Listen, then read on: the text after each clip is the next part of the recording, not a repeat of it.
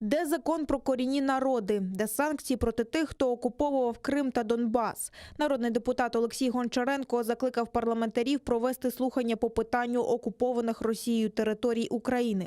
Постанові про їх проведення вже рік, але Верховна Рада досі не може для цього зібратися. Гончаренко підтримав прийняття закону про забезпечення прав і свобод внутрішньопереміщених осіб. Але тим часом, впевнений Гончаренко, переселенці в першу чергу чекають відповіді, коли вони зможуть повернутися додому.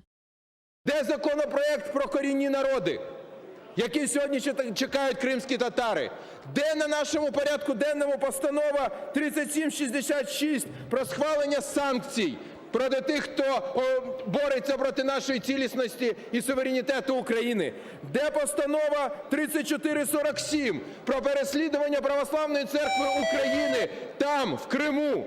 Давайте нарешті припинимо розмовляти і якісь балачки робити. Давайте робити, щось діяти.